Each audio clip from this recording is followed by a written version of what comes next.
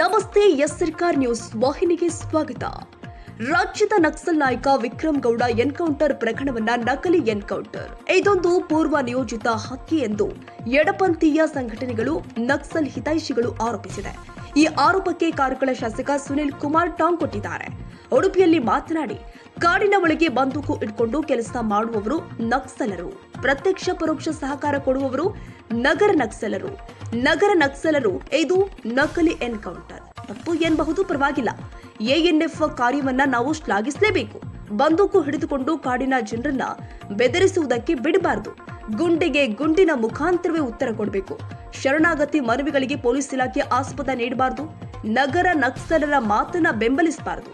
ಸರ್ಕಾರ ಅವರ ಮೇಲೆ ನಿರ್ದಾಕ್ಷಿಣ್ಯವಾಗಿ ಮೊಕದ್ದಮೆ ಹಾಕಬೇಕು ಅಂತ ಶಾಸಕ ಸುನಿಲ್ ಕುಮಾರ್ ಒತ್ತಾಯ ಮಾಡಿದ್ದಾರೆ. ಅಭಿಪ್ರಾಯ ಭೇದಗಳನ್ನು ನಾವು ಸರಿ ಮಾಡಿಕೊಳ್ತೇವೆ. ನಕ್ಸಲ್ ಎನ್ಕೌಂಟರ್ ಮತ್ತು ಅದೊಂದು ನಕಲಿ ಅನ್ನುವ ರೀತಿಯ ಪ್ರಶ್ನೆಗಳನ್ನು ಕೂಡ ಎತ್ತುತ್ತಾ ಇದ್ದಾರೆ. ನೋಡಿ, ನಾನು ಈ ಹಿಂದೆನೂ ಕೂಡ ಹೇಳಿದ್ದೇನೆ, ಕಾಡಿನ ಒಳಗೆ ಬಂದೂಕನ್ನು ಇಟ್ಟುಕೊಂಡು ಕೆಲಸ ಮಾಡ್ತಾ ಇರುವಂಥ ನಕ್ಸಲರು ಒಂದು ಕಡೆ,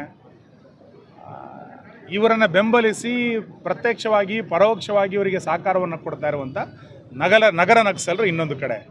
ಇವತ್ತು ನಗರ ನಕ್ಸಲರು ಇದನ್ನು ಸರಿಯಲ್ಲ, ಇದು ತಪ್ಪು ಅನ್ನುವಂಥ ವಾದಗಳನ್ನು ಇಡ್ತಾ ಇದ್ದಾರೆ. ನಾವು ಈ ಹಿಂದೆನೂ ಕೂಡ ಹೇಳಿದ್ದೇವೆ, ಎಎನ್ಎಫಿನ ಕಾರ್ಯವನ್ನು ನಾನು ಅಭಿನಂದಿಸ್ತೇನೆ, ಶ್ಲಾಘಿಸ್ತೇನೆ.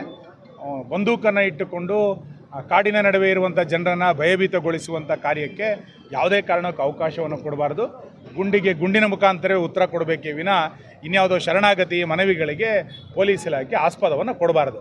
ಇವರನ್ನು ಬೆಂಬಲಿಸಿ ಯಾರ್ಯಾರು ಮಾತಾಡ್ತಾ ಇದ್ದಾರೆ, ಇವರೆಲ್ಲರನ್ನೂ ಕೂಡ ನಗರ ನಕ್ಸಲರು ಅಂತ ಅಂದ್ಕೊಂಡು ಅವರ ಮೇಲೆ ಮೊಕದ್ದಮೆಗಳನ್ನು ಸರ್ಕಾರ ನಿರ್ದಾಕ್ಷಿಣ್ಯವಾಗಿ ಹಾಕಬೇಕು.